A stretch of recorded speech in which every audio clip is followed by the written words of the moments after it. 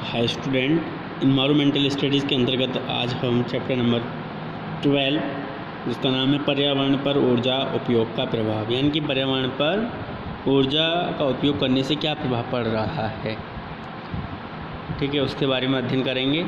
तो सबसे पहले बात करते हैं ग्लोबल वार्मिंग, यानी कि देखिए आप जो ऊर्जा का उपयोग कर रहे हैं उसकी वजह से क्या होता है, ग्लोबल वार्मिंग हो रही है। मतलब ग्लोबल वार्मिंग कहते किसे हैं? ग्लोबल वार्मिंग कहते हैं पृथ्वी के तापमान में वृद्धि होना ग्लोबल वार्मिंग कहलाता है। ठीक है, देखिए क्या है, भूमंडलीय ऊष्मीकरण या ग्लोबल वार्मिंग का अर्थ पृथ्वी की निकटस्थ सतह, वायु और महासागर के औसत तापमान में 20वीं शताब्दी से हो रही वृद्धि और उसकी अनुमानित निरंतरता है। पृथ्वी की सतह के निकट विश्व की वायु औसत तापमान में 2005 तक 100 वर्षों के दौरान 0.74 से ±0.18 डिग्री सेल्सियस, 1.33 ±0.32 फ़ारेनहाइट की वृद्धि हुई है। जलवायु परिवर्तन पर बैठे अंतर सरकार पैनल ने निष्कर्ष निकाला है कि 20वीं शताब्दी के मध्य से संसार के औसत तापमान में जो वृद्धि हुई है उसका मुख्य कारण मनुष्य द्वारा निर्मित ग्रीन हाउस गैसें हैं। तो हम ग्रीन हाउस गैसों के बारे में भी जानेंगे। ठीक है, ग्लोबल वार्मिंग क्या है इसके बारे में भी जानेंगे। ऊष्मीकरण मतलब ऊष्मा का जब हम उपयोग करते हैं, सूरज से आने वाला विकिरण जो रेडिएशन होता है वो पृथ्वी के तल पर आकर उसको पृथ्वी को क्या करता है, ऊष्मा देकर गर्म कर देता है। लेकिन जब रात्रि के समय पृथ्वी जब ठंडा होना चाहती है तो वो ऊष्मा अंतरिक्ष में वापस नहीं जा पाती। उसका कारण क्या है? ग्रीन हाउस गैसों के कारण जो ऊष्मा होती पृथ्वी की वो अंतरिक्ष में वापस नहीं जा पाती, जिसके कारण क्या हो रहा है, ऊष्मीकरण हो रहा है। मतलब ऊष्मा पृथ्वी की बढ़ रही है, ताप बढ़ रहा है, जिसे हम ग्लोबल वार्मिंग कहते हैं। जैसा कि नाम से ही स्पष्ट है, धरती के वातावरण के तापमान में लगातार हो रही विश्वव्यापी बढ़ोतरी को ग्लोबल वार्मिंग कहा जा रहा है। हमारी धरती सूर्य की किरणों से ऊष्मा प्राप्त करती है। ये किरणें भूमंडल से गुजरती हुई धरती की सतह से टकराती हैं और फिर वहीं से परावर्तित होकर पुनः लौट जाती हैं। धरती का वायुमंडल कई गैसों से मिलकर बना है, जिनमें कुछ ग्रीन हाउस गैसें भी शामिल हैं। इनमें से अधिकांश धरती के ऊपर एक प्रकार से प्राकृतिक आवरण बना देती हैं जो लौटती किरणों के एक हिस्से को रोक लेता है और इस प्रकार धरती के वातावरण को गर्म बनाए रखता है। तो इस प्रकार से क्या होता है, धरती का वातावरण क्या है, वो गर्म होते जा रहा है। गौरतलब है कि मनुष्य, प्राणियों और पौधों के जीवित रहने के लिए कम से कम 16 डिग्री सेल्सियस तापमान आवश्यक होता है। वैज्ञानिकों का मानना है कि ग्रीन हाउस गैसों में बढ़ोतरी होने पर यह आवरण और भी सघन और या मोटा होता जाता है। ऐसे में यह आवरण सूर्य की अधिक किरणों को रोकने लगता है और फिर यहीं से ग्लोबल वार्मिंग के दुष्प्रभाव शुरू हो जाते हैं। तो इस प्रकार से इसके दुष्प्रभाव क्या क्या हैं, ग्लोबल वार्मिंग के दुष्प्रभाव क्या क्या हैं, इफेक्ट देखिए। पर्यावरण के तापमान में वृद्धि हो रही है, इसके साथ साथ हवा के संचरण में बदलाव आ गया है। नई नई बीमारियां पैदा हो रही हैं, जैसे एलर्जी संबंधी रोग बढ़ रहे हैं। कार्बन मोनोऑक्साइड की अधिकता से सांस लेने में परेशानी हो जाती है। पृथ्वी का तापमान बढ़ने से ग्लेशियरों के पिघलने की दर प्रतिवर्ष बढ़ रही है, जिससे बहुत से देशों में बाढ़ का गंभीर खतरा पैदा हो गया है। अमेरिका के भूवैज्ञानिक सर्वेक्षण दल की रिपोर्ट के अनुसार मोंटाना ग्लेशियर नेशनल पार्क के 150 ग्लेशियरों में से अब इनकी संख्या मात्र 25 रह गई है। बताइए, 150 में से मात्र 25 ही ग्लेशियर रह गए हैं। बारिश चक्र में बदलाव के कारण गर्मी, बारिश और ठंड के मौसम की अवधि में भी बदलाव आ रहा है। आग लगने, तूफान तथा बाढ़ आने का खतरा एवं चक्रवात की आवृत्ति बढ़ रही है। कुछ हिस्सों में अति वर्षा तो कुछ हिस्सों में अति सूखा पड़ रहा है। सूखे के कारण देश विदेश में कुछ हिस्सों में खेती करना असंभव होते जा रहा है। पर्यावरण में विषाक्त गैसें उत्पन्न हो रही हैं। पशु पक्षी व अन्य प्रजातियों के लुप्त होने का खतरा बढ़ रहा है। ओजोन परत में कमी आ रही है। नदियाँ सूख रही हैं तथा भूजल स्तर बहुत नीचे जा रहा है। समुद्र का जल स्तर बढ़ने से जलीय जीवों के जीवन पर भी बुरा असर पड़ रहा है। तो ये ग्लोबल वार्मिंग का असर है जो पृथ्वी पर पड़ रहा है। ग्रीन हाउस प्रभाव, ग्रीन हाउस इफेक्ट क्या है?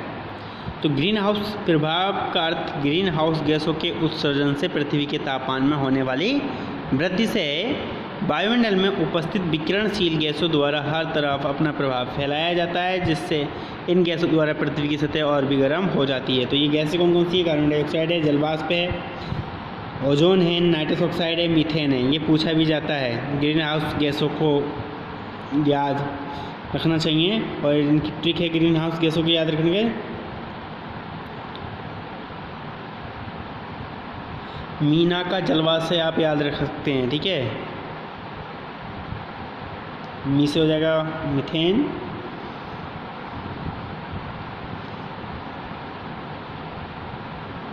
जा से जलवाष्प से जलवाष्प हो जाएगी और ओजोन हो जाएगा।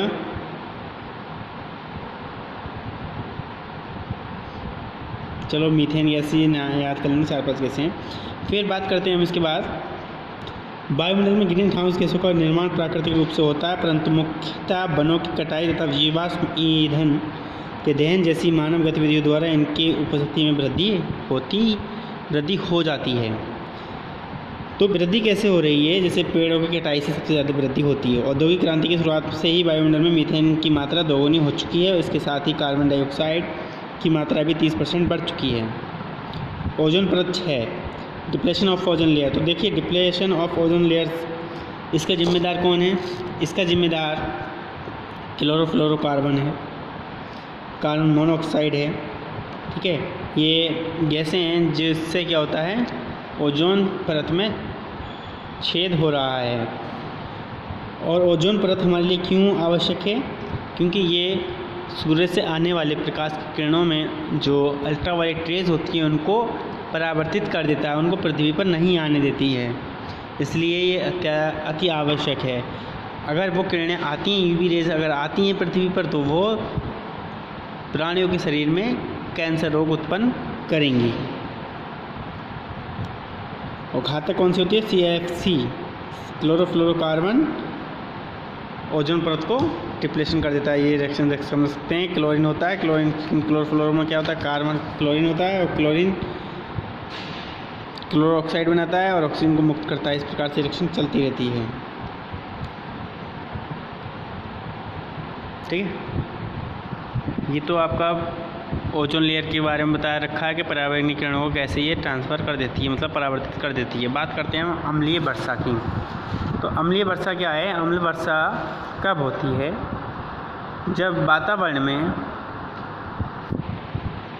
नाइट्रोजन के ऑक्साइड, इनके नाइट्रस ऑक्साइड और सल्फर के ऑक्साइड मिल जाते हैं, तब अम्लीय वर्षा होती है,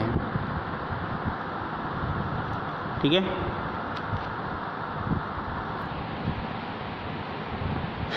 और ये बिल्डिंग्स को, भूमि को, पेड़ पौधों को, सबको नुकसानदायक होती है, हानि पहुंचाती है। अम्ल वर्षा के कुप्रभाव। अम्ल वर्षा से जल साधन क्या हो जाते हैं? दूषित हो जाते हैं, जिससे जल में रहने वाले जीवों में से मछलियाँ प्रभावित होती हैं। अम्ल वर्षा से जंगलों को क्षति पहुंचती है। SO2 चूना पत्थर द्वारा अवशोषित होकर उसे जिप्सम में बदल देती है, जिससे दरारें पड़ जाती हैं। तांबे की बनी नालियाँ प्रभावित होती हैं। सीसा, कैडमियम तथा पारद घुलकर जल को जहरीला बना देते हैं। पर्यावरण अनुकूल पदार्थ, इको फ्रेंडली मटेरियल। तो वह सभी पदार्थ जो पर्यावरण को हानि नहीं पहुंचाते पर इको फ्रेंडली मटेरियल कहलाते हैं। पर्यावरण के अनुकूल का शाब्दिक अर्थ है पर्यावरण के लिए हानिकारक नहीं। ये शब्द आमतौर पर उन उत्पादों को संदर्भित करता है जो हरित जीवन या प्रथाओं में योगदान करते हैं, जो जल और ऊर्जा जैसे संसाधनों के संरक्षण में मदद करते हैं। पर्यावरण के अनुकूल उत्पाद वायु, जल और भूमि प्रदूषण में योगदान को भी रोकते हैं। वास्तव में पर्यावरण के अनुकूल उत्पाद बनाना पर्यावरण और मानव सुरक्षा दोनों को ध्यान में रखता है। कम से कम उत्पाद गैर विषैले हैं, अन्य पर्यावरण के अनुकूल विशेषताओं में निरंतर विकसित या उठी हुई सामग्रियों का उपयोग शामिल है जो उन तरीकों से उत्पन्न होते हैं जो पारिस्थितिकी तंत्र को खराब नहीं करते हैं। जैविक सामग्री या सामग्री को जहरीले कीटनाशकों या जड़ी बूटियों के बिना उगाया जाता है। पुनर्नवीकरणीय सामग्री से बने उत्पादों में अपशिष्ट पदार्थों से प्राप्त कांच, लकड़ी, धातु या प्लास्टिक होते हैं और कुछ नया बनाया जाता है। बायोडिग्रेडेबल उत्पाद प्राकृतिक अपघटन के माध्यम से टूट जाते हैं जो कि लैंडफिल और पूरे पारिस्थितिकी तंत्र पर कम बोझ है। पुनर्चक्रण रिसाइकलिंग। पुनर्चक्रण अपशिष्ट पदार्थों को नई सामग्री और वस्तुओं में परिवर्तित करने की प्रक्रिया है। ये पारंपरिक अपशिष्ट निपटान का एक विकल्प है जो सामग्री को बचा सकते हैं और कम ग्रीन हाउस गैस उत्सर्जन में मदद कर सकते हैं। पुनर्चक्रण आधुनिक व संभावित उपयोगी सामग्री की बर्बादी को रोक सकता है और ताज़ा कच्चे माल की खपत कम कर सकता है। पुनर्चक्रण आधुनिक अपशिष्ट को कम करने का घटक है और रिड्यूस, रीयूज और रिसाइकिल पदानुक्रम का तीसरा घटक है। मतलब देखिए रिसाइकिल, ये पर्यावरण को सेव करने के लिए 3R यानी कि रिड्यूस, रीयूज और रिसाइकिल पदानुक्रम का तीसरा घटक है, बहुत आवश्यक है। पुनर्चक्रण से संबंधित कुछ ISO मानक हैं जैसे कि प्लास्टिक कचरे के लिए 15270 2008, पर्यावरण प्रबंध नियंत्रक के लिए ISO 14100 2015। ये रिसाइकिल कर सकते हैं हम। ग्रीन इमारत एक ऐसी इमारत है जो अपने डिज़ाइन, निर्माण या संचालन में नकारात्मक प्रभावों को कम या समाप्त करती है और हमारे जलवायु और प्राकृतिक वातावरण पर सकारात्मक प्रभाव पैदा कर सकती है। हरे रंग की इमारतें बहुमूल्य प्राकृतिक संसाधनों का संरक्षण करती हैं और जीवन स्तर को बेहतर बनाती हैं। ऐसी कई सुविधाएं हैं जो भवन को हरा बना सकती हैं। इसमें शामिल है ऊर्जा, पानी और अन्य संसाधनों का कुशल उपयोग, अक्षय ऊर्जा का उपयोग जैसे कि सौर ऊर्जा, प्रदूषण और अपशिष्ट में कमी के उपाय और पुनर्चक्रण की सक्षम करना, अच्छी इंडोर वायु गुणवत्ता, डिज़ाइन, निर्माण और संचालन में रहने वाले जीवन की गुणवत्ता पर विचार, एक डिज़ाइन जो बदलते परिवेश में अनुकूल को सक्षम बनाता है। तो ये आपकी ग्रीन बिल्डिंग का मैप हो जाएगा। आज के लेक्चर में बस इतना ही। Thank you. जय हिंद।